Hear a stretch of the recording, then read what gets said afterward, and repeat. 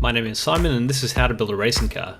This is a race report from the fourth round of the 2017 New South Wales Formula V State Championship, which took place at Sydney Motorsport Park on the Gardner Circuit. Unlike the month previously, I hadn't really had the chance to get a whole lot done on the car apart from simple stuff like the engine and oil gearbox changes. The reason for this was that I was simply too busy. The weekend after the previous round I did a 68km mountain bike race here in Sydney called the Convict 100, which was just incredible. And the week after that I went to New Zealand to ride the Old Ghost Road and Heafy trails with some family. This was just unreal. About 165 kilometres in all, 4,500 metres of climbing, and some of the most incredible scenery and riding you could imagine. It was challenging, but I loved every second of it. With all of that going on, I really only had 2 days to prepare the car. I used most of the time to work on an upgrade I'm planning for the next round. I'll be upgrading the Spax shock absorbers on the front to Penske's, which will require the mounts to be moved. I'll be sending all 4 Penske shocks off to get dynoed and revalved so that they suit my car. I bought them off of Formula Ford second hand, so they aren't set up for a car such as mine. I'm expecting a big improvement in the car once that's done. Just because I didn't make any big changes to the car doesn't mean I wasn't able to improve it though. I decided to try a drastic change in the tyre pressures during the Friday practice. I went in completely the opposite direction to pretty much everyone else in the field and found that my car responded very well to the change. My car is much more softly sprung than a lot of the other cars, some of which could be described as go-kart stiff, so it makes sense that mine would require a different tyre setup.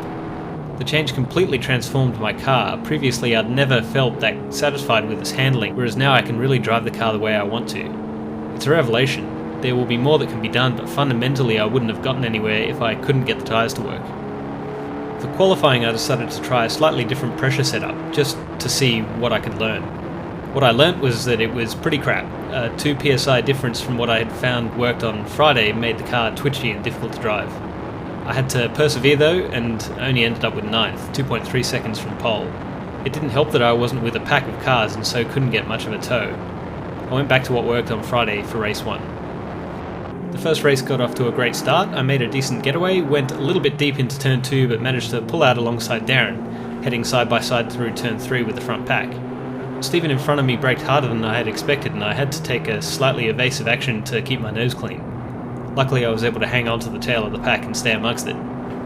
Darren ended up losing his car on the second lap. Again I had to make the gap up with the front pack, but it wasn't too much of an issue as I was able to use the draft down the front straight.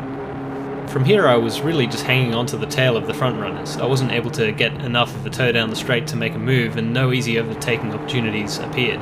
There were a couple of riskier ones I saw, but I didn't want to fight and end up losing the pack. I also just wanted to get a feel for what it was like racing amongst the front pack. It's not somewhere I've really been before, so I just need to learn what I can. Towards the end an opportunity did open itself.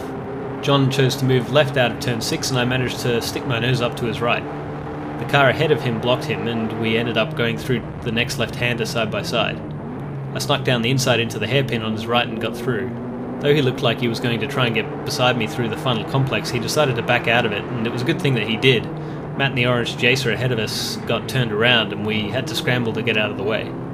I didn't get out of the last corner that quickly after trying to get out of Matt's way, so John had a great tow behind me coming to the line. He passed me for 5th, I took 6th, a result I was pretty happy with as I was finally amongst the front runners.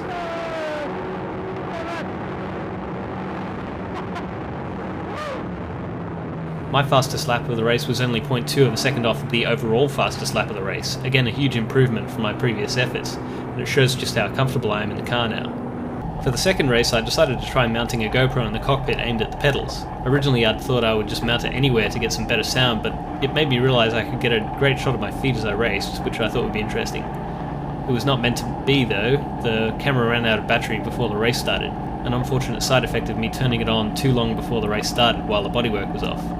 I'll have to make sure to do this in the future though. Race 2 got off to a decent start, but I lost positions in turn 2 simply by not being aggressive enough. I was the meat and the Matt John sandwich. Darren had no sympathy for my situation, dismissively pushing me into the dirt on the corner exit. He had a tough race, he told me afterwards. He was having issues with his car. Us fighting just ended up splitting us from the front pack. For the second race in a row, a car was spewing oil all over the track. The microphone I used picked up me expressing my displeasure at this situation.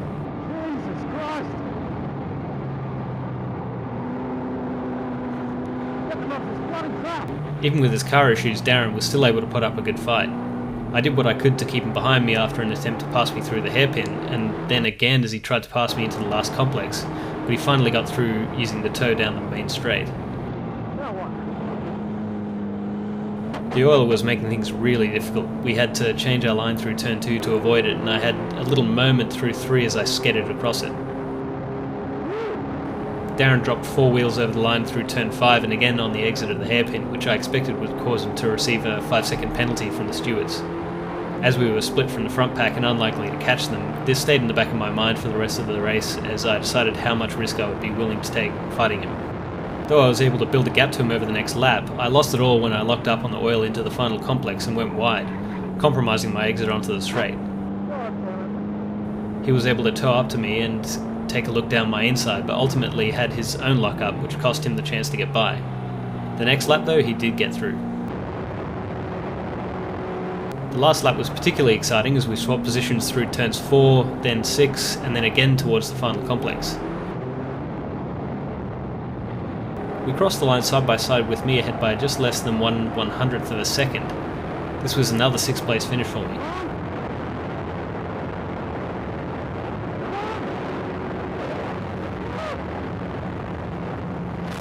The final race I got an okay start, but I was more aggressive into turn 2, placing myself ahead of Aaron and alongside John.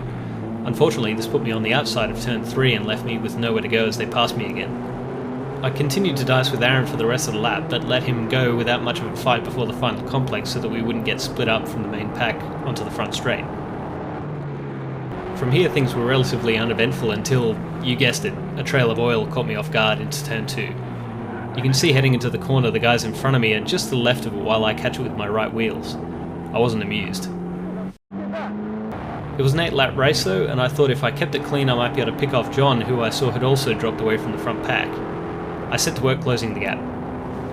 Only it wasn't 8 laps. After just 4 laps I saw the last lap board come out. Later we would learn that a delay earlier in the day had caused them to shorten the rest of the races. This was understandable, but it wasn't great that we weren't told about it. I couldn't catch John over the 1 remaining lap, but ultimately would get classified ahead of him after he received a 5-second penalty for exceeding track limits. This gave me a 5th place finish, which I think is my best so far this year in the State Series. Not a bad result then for the weekend. I was happy to finally have the car handling in a way that I was happy with. It's interesting to look at the heart rate data again. I had expected it to drop a bit. Behind the wheel it doesn't feel like I'm working as hard as I had been previously. To my surprise though, it barely dropped, losing between 5 and 10 BPM as a peak, but averaging roughly the same. Even more surprising to me was that it's still peaking at Sydney Motorsport Park in the high 170s and averaging similar figures to Wakefield Park. I had expected that this track would be less strenuous, but this basically shows that I'm having to push myself just as hard wherever we race. With the season passing its halfway point, it's also a good time to check out the State Championship standings. Almost unbelievably, I'm sitting 5th at the moment on 215 points, with the leader on 264. It's very tight, with only 2 points separating me from 7th and 7 points separating me from 3rd. One reason I'm so high is that I'm one of only 3 1600 cars to have finished every race of the State Series, which I'm particularly proud of. No DNFs so far for a car in its first year is a good achievement which I'll be trying to keep going for the remainder. Anyway, that's another round behind us. Again, if you're interested in supporting the project, feel free to head over to my Patreon page. We've reached the first milestone and so I've released the bodywork plug construction drawings to those who have come on board. You can also head over to my second channel where I'm uploading full races. These most recent ones I recorded using a 360-degree camera, so you can look around in any direction. The next round is back at this track at the beginning of July. I should have some upgrades on the car for that one, which I'll be sure to go through as well. I hope you've enjoyed watching, and I'll see you on the next one.